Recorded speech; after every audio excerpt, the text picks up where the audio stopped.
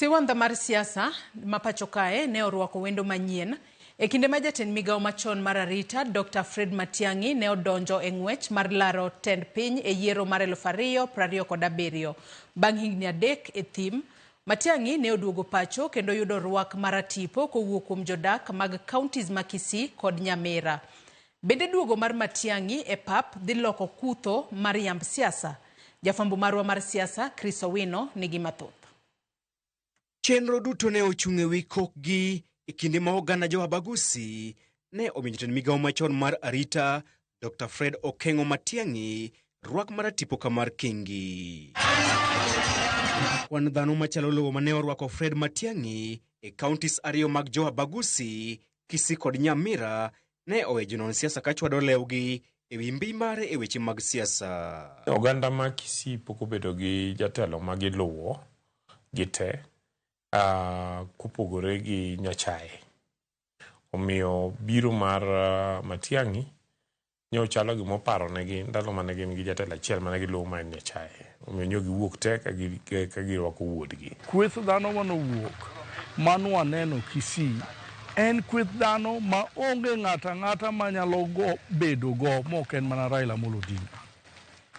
Nyiso ni riwruok mar Raila Amolo Odinga, William Somaya Ruto koro kelo jomoko machalo kingi mag weche mag dhoudi. E lap mag Gusii Stadium, Dr. Matiang'i ne olwaro mirutu kendo wacho kuom thuolo mokwongo ni odhi rakore kod jatende machon William Ruto e yiero maduong' mabiro.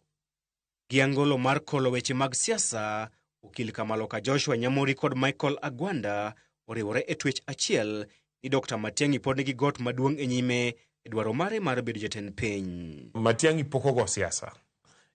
En ng'ama nyo wuok e corporate sector to biro to obedo CS mar education to tere CS.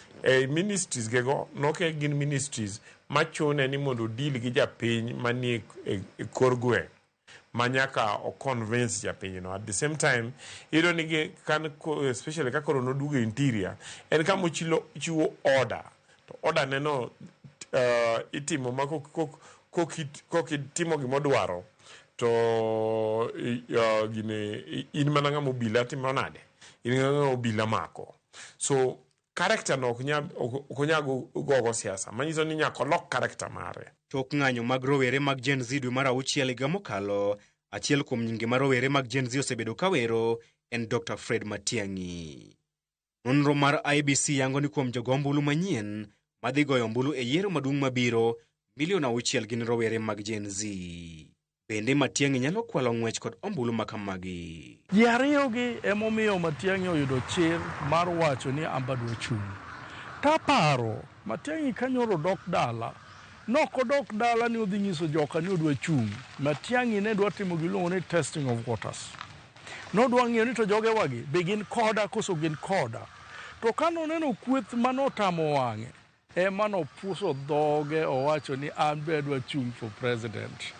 Ok apar ka Matiang'i nyocha nitie gi gini e wiye. Gen Z gin mana en mana tinde giluongo ni Gen Z. Gin mana youth kaka wan bende wan youth. Okay?